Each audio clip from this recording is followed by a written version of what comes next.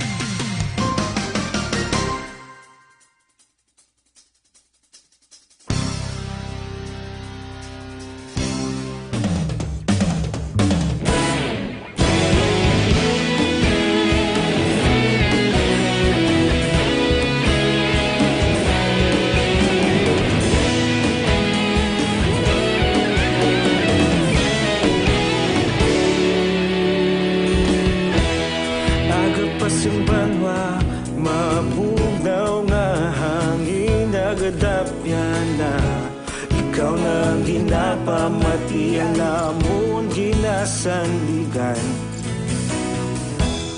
Tingog sang probinsya kamatuuran ginapalap na. Minsay nga may dala paglaom kag kasanad. Tinuig na nagligan, ikaw gihapon ang ako nga istasyon. Sa pagbudlak sang adlaw, sa pagtuhaw sang biton. Mga balita nga dala inspirasyon. Aksyon Radyo Bacolod man sa gihapon. Padayon Aksyon Radyo Bacolod, saludo sa imo. Padayon Aksyon Radyo, salamat kisa pagserbisyo. Patas kag balanse, matuod nga mensahe, wala sang hinadang piligan. Padayon Aksyon Radyo.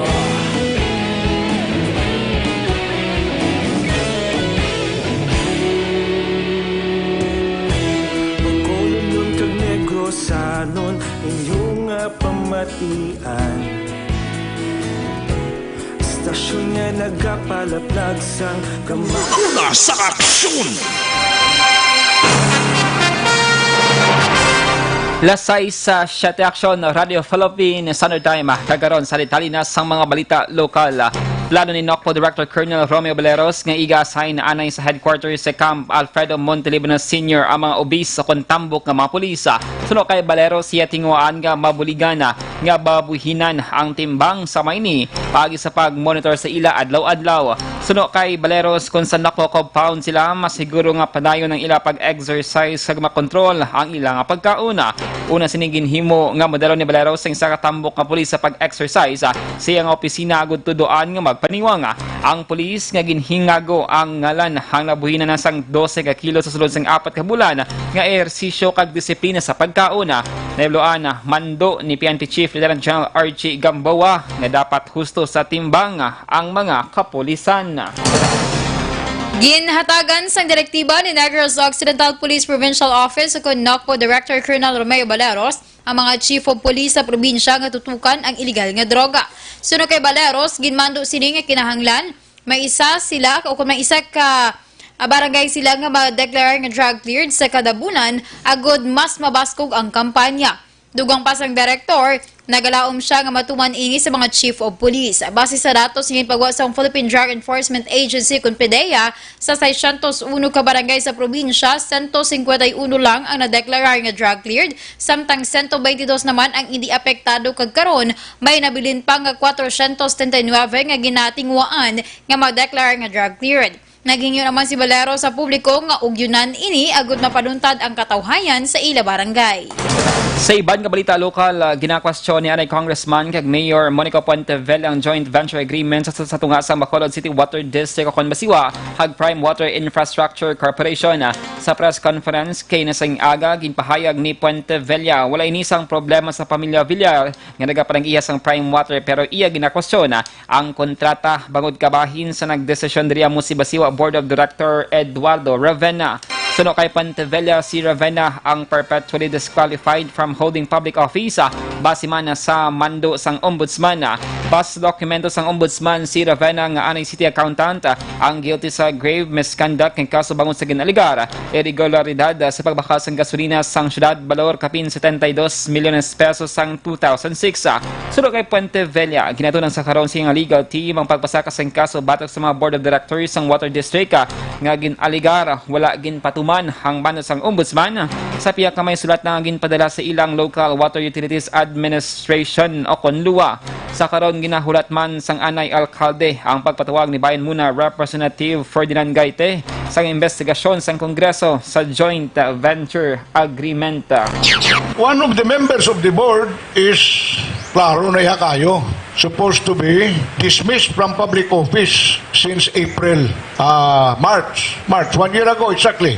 Nagpapanaog si Ombudsman Martires decision that Ed Ravena has been dismissed from public office perpetually.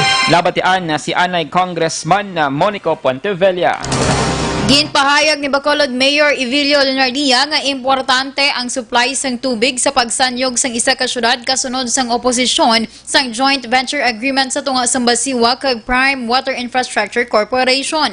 Ang agreement sa tunga sang Basiwa kag Prime Water o kun ang Basiwa Board of Directors ang damlag lang nagpresentar kay Leonardia kag iban pa nga opisyal sang syudad angot sa ginaduso nga joint venture. Suno sa alkalde ginpahibalo siya sang Basiwa nga naka-issue na sila sa notice of award sa Prime Water kay ginbato na ini sang pribado nga kompanya.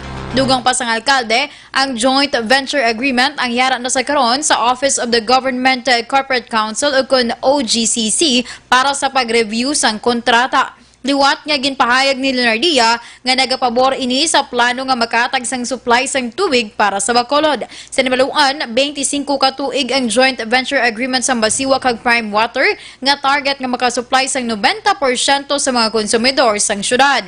Sa karon, 54% lamang sa mga pamalay sa Bacolod o kun Bacolod ang nalabutan sang serbisyo sang Basiwa.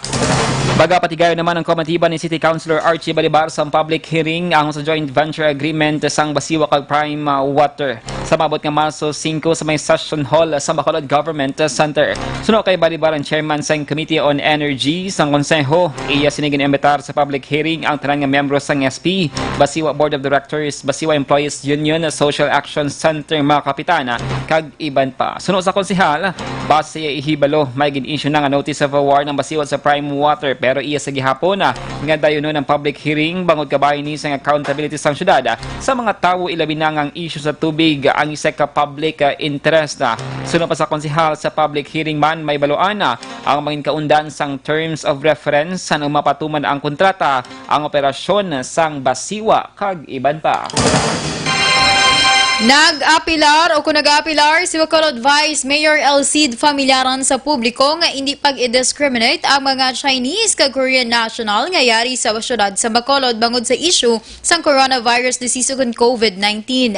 Sunod kay Familyaran, ang chairman sa Bacolod Interagency Task Force Against COVID-19, may pila na ka mga Korean kag Chinese students ngayari na sa Bacolod antes pa nagwa ang COVID-19. Dugang pa sa Vice Alcalde, hindi matarong para sa ilang i-discriminate bangod hindi man sila mga new arrivals. Suno pa familyaran, may nabaton ini nga report nga ang mga bag-o nga mga nag-abot sa Bacolod gikan sa iban nga pungsod ang ginapangitaan sang health certificates sang ilang mga kaingod balay. Sa nabaluan, ang Bacolod sa karon ang may bag-o nga 20 ka mga persons under monitoring o kun PUMs o kun ginpaidalom sa 14-day home quarantine bangod may travel history sa iban nga pungsod. Hindi tani pa sila pag-discriminate. Ari na ni sila di nga daan. Why ni sila yung nag-travel? Dugay na sila di. So may tendency kita, ng atong constituent, kapag kikita ta sang Chinese or Korean sa ari ni siya, sa may ari na tandi nga daan ng mga student. Ang kabahin sa pagpahayag ni Bacolod Vice Mayor Alcid, pamilyaran. Una sa balita, una sa aksyon. Las 6:14 Aksyon Radio Philippines Standard Time sa imong nga pag-exercise sini magkalibat nga mga detoxify. Ugali ang pag-inom sang DTX 500 bawal ang DTX 500 ang nagatino sa imong nga dugo ng gasilhig sa mga impurities ug toxin sa imong atay. Ini man nagabulig panubos sa imong blood sugar bangon sa organic compounds nga vicin, charantin kag polypeptide. Gani sa may mga mataas nga kolesterol, mataas nga blood sugar bangon sang diabetes mag DTX 500 capsule sa kada adlaw. Ang produkto nga DTX 500 ang pwede lang ma-order online kag ma-deliver sa inyo nga balay. Magbisita lamang sa www.kalusuganyan.ph or pwede man i-check ang Kalusugan Yan Facebook page. Detalye sa mga nagapanguna nga balita nasyonal pagkatapos gid lamang sini.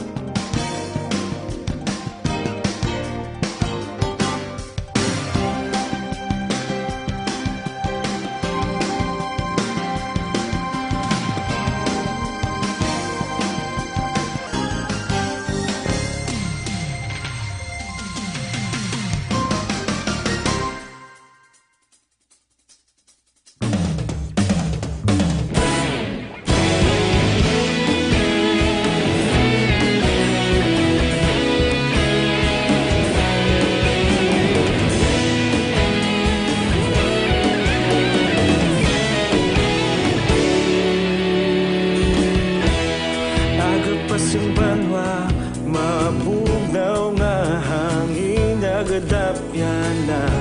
Ikaw na ginapamatian namon ginasanligan. Tingog sang probinsya, kamatuuran ginapalap na. Minsay nga may dala, paglaom kag kasanag. Tinuig na nagligan, ikaw gihapon ang ako nga istasyon. Sa pagbudlak sang adlaw, sa pagtuhaw sang biton. Mga balita nga may dala inspirasyon. Aksyon radyo, Bacolod man sa gihapon. Padayon Aksyon radyo, Bacolod saludo sa imo. Padayon Aksyon radyo, salamat kisa pagserbisyo. Patas kag balanse, matuod nga mensahe, wala sang hinadang pilihan. Padayon Aksyon radyo.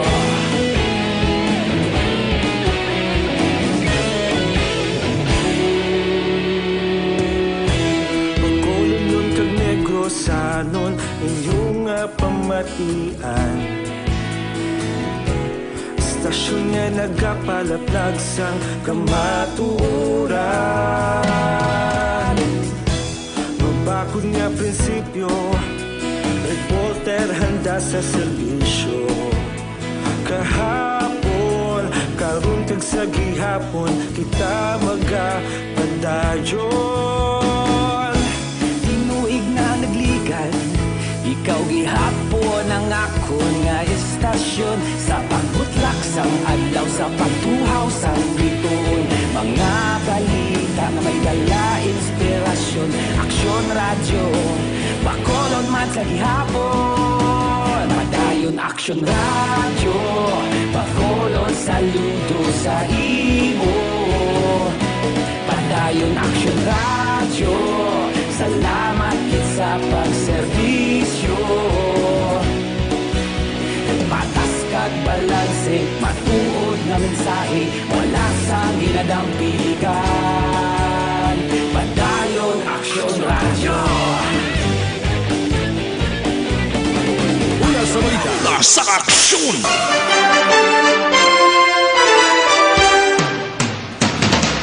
Lasay sa 19 Aksyon Radio Philippine Standard Time kagaron sa detalye na sa mga balita nasyonal. Gindesisyonan sang Commission on Elections sa COMELEC nga kanselahon ang testing sang mobile voting application sa pila ka mga pungsod ni bagon sa nagapabilin nga pandam sang coronavirus disease sa 2019 o kon COVID-19.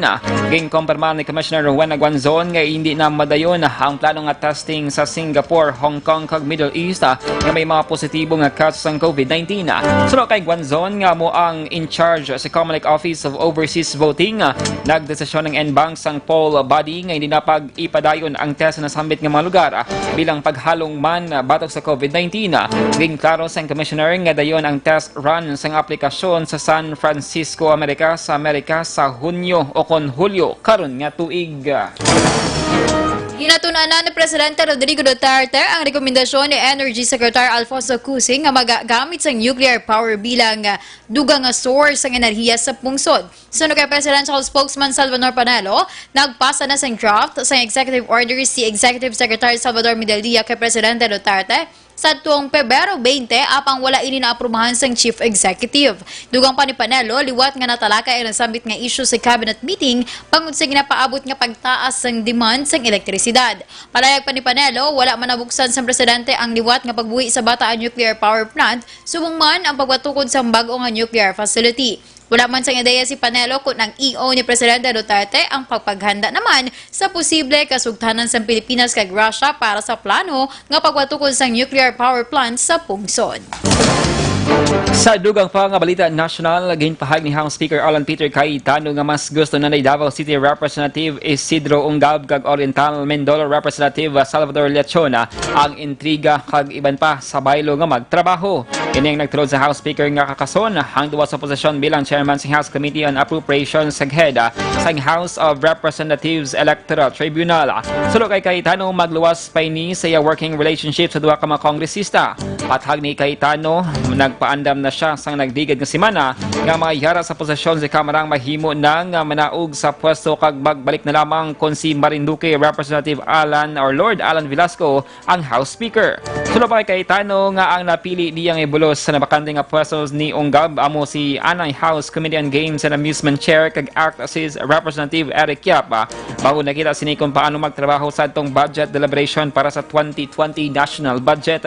Nagapangita naman si Cayetano sa mahimo niya nga makatrabaho subong man ni House Deputy Speaker for Finance L. Ray Villafuerte kag iban pa nga kongresista. Si Liachon ang ginbuslan naman ni kabayan Representative Ron Salo sa H-Reta, samtang siyap ang ginbuslan ni Abra Representative Joseph Bernosa. Wala ginpasulod sa Bureau of Immigration ang 242 ka mga foreigners nga ginasuspetswan nga illegal nga magatrabaho sa Pilipinas. Ginbalabagan sa immigration officers ang mga dumuluong sa 3 ka mga terminal sa Ninoy Aquino International Airport ako na iya umpisa Pebrero 21 tubto 28. Kasunod nga ginrelieve ang mga terminal heads samtang ginaimbestigahan ang ginaligar corruption sa ilang hanay. Sunod kay BI Commissioner Jaime Morante, ang mga foreigner ang gikan sa Cambodia, Vietnam, Indonesia, Myanmar, Malaysia kag China. Sunod kay BI Intelligence Chief Fortunato Manahan, nagapahigangot sila sa ilang mga counterparts sa iban nga pungsod para masiguro nga wala sa mga foreigner nga may bad record ang magasulod sa Pilipinas. Nga talana naman nga i-deport ang mga foreign fugitives nga yara na sa pungsod. Sa karon padayon ang investigasyon sa otoridad sa Pastilla Scheme sa Immigration nga ginaligar illegal nga nagapasulod sa mga foreigner sa pungsod sa baylo sang kwarta. Una sa balita, nasa aksyon! Lasay sa 23 Aksyon Radio Philippine Standard Time. Detalye sang mga balita international, sports kag entertainment. Pagkatapos gid lamang sini.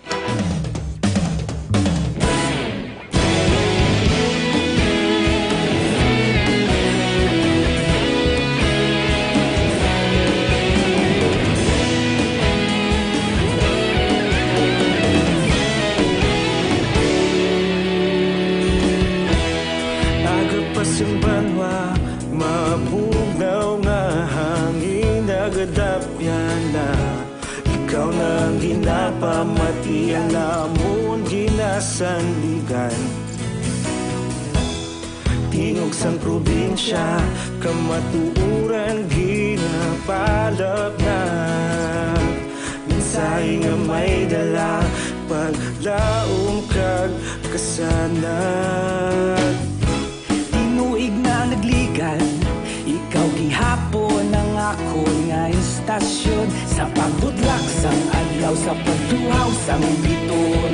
Mga balita nga may dala inspirasyon. Aksyon radyo, bakolod man sa gihapon. Padayon aksyon radyo, bakolod saludo sa imo. Padayon aksyon radyo, salamat kisa pagserbisyo. Patas kag balanse, matuod nga mensahe, wala sang ginadampingan. Padayon aksyon radyo.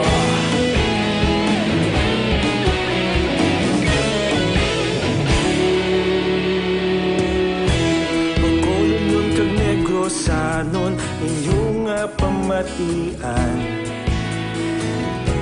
Stasyon nga nagapalaplag sang kamatuuran. Mabakod nga prinsipyo, reporter handa sa serbisyo. Kahapon, karon kag sa gihapon, kita magapadayon. Tinuig na nagligan, ikaw gihapon ang ako nga istasyon. Sa pagbutlak sang adlaw, sa pagtuhaw sang bituon. Mga balita na may dala inspirasyon. Aksyon radyo, bakolod man sa gihapon. Padayon aksyon radyo, bakolod saludo sa imo.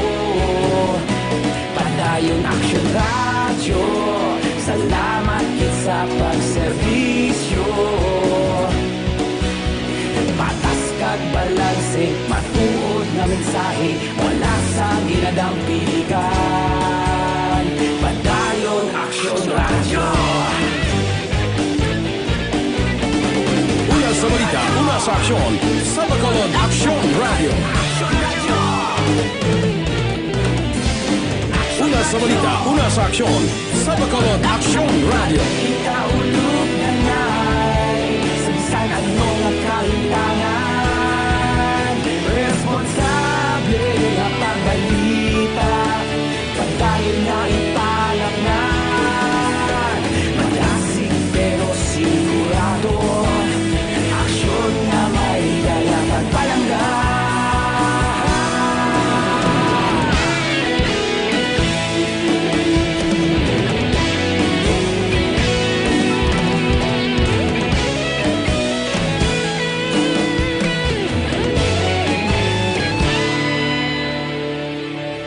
Padayon aksyon radyo, bakolod saludo sa imo. Padayon aksyon radyo, salamat kit sa pagserbisyo. Padayon aksyon radyo, bakolod saludo sa imo. Padayon aksyon radyo, salamat kit sa pagserbisyo. Patas kag balanse, matuod nga mensahe, wala sang ginadampigan. Padayon aksyon radyo.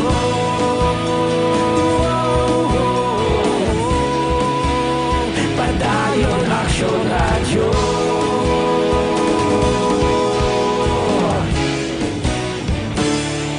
Padayon aksyon radyo. Una sa balita, una sa aksyon. Lasay sa 28 sa Aksyon Radio Philippines Standard Time. Sa detalye sa atong balita international, nadugangan pa sa anom ang kadamuon sa mga napatay sa South Korea tungod sa coronavirus disease o COVID-19. Sa karon 34 na ang kabilugan niya kadamuon sa mga napatay sa South Korea. Nakarecord man ini sang halos 500 ka panibagong nga kaso kabangdanan nga naglambot na sa 4,812 ang kumpirmado nga kaso sang sakit base sa datos sang Korea Centers for Disease and Control Prevention. Mas sobra sa tunga sang kumpirmado nga kaso ang halin sa syudad sang Daegu. Nagpagwa na sang pahayag ang pamunuan sang syudad kay nagpangayo ini sang pasaylo sa publiko. Una sa balita, una sa aksyon. Sa sports, sa balita, ginapalikaw ang mga NBA players nga mag-high five sa mga fans sa paghatag sang autograph, ibantang may direct contact para malikawan ang COVID-19. Ining nakasaad sa memo sang NBA nga ginahatag sa mga team. Naghatag ang NBA sang pulo ka mga rekomendasyon para masiguro nga hindi malatnan ang mga NBA players sa COVID-19. Lakip na dili ang paglikaw nga mag-uyat sang ballpen markers sa bola kag jersey gikan sa mga fans nga luyag magpa-autograph. Ginpasiguro naman sang pamunuan sang NBA nga nagapakig-angot sila sa Centers for Disease Control kag sa Infectious Disease Researchers sa Columbia University sa New York. Una sa balita, una sa aksyon. Kag sa atong balita entertainment, nagpasettle na kag promisa nga hindi na magpasaka sang anuman nga kaso batok kay Mateo Gadicelli si Jerry Tamara ang anay close-in security details ng actress nga si Sarah Geronimo. Kabaylo sang 200,000 pesos. Ang issue nagugat matapos nga ginakusahan ni Tamara si Mateo nga nagsumbag sa iya igo sa tutunlan sang gabi nga nagpakasal ini sang sekreto sa kay Sarah sa syudad sang Taguig. Sa pag-abot sa Viva headquarters, ginpahayag sang company founder kag chairman nga si Vic Del Rosario nga walang mag-asawa tungod yara pa sa ilang tagsaman ka trabaho kabangdanan nga siya ang nakig-close door meeting kay Tamara nga una nagdemand sang 1.5 milyones pesos. Base sa report, ginbato na ni Tamara ang settlement money. Una sa balita, una sa aksyon. Lasay sa 31 aksyon na Radio Philippine Standard Time.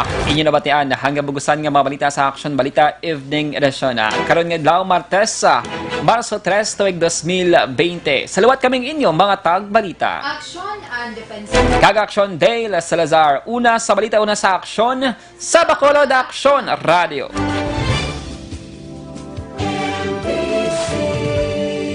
Manila Broadcasting Company. Sa balita, komentaryo, isyu, serbisyo publiko.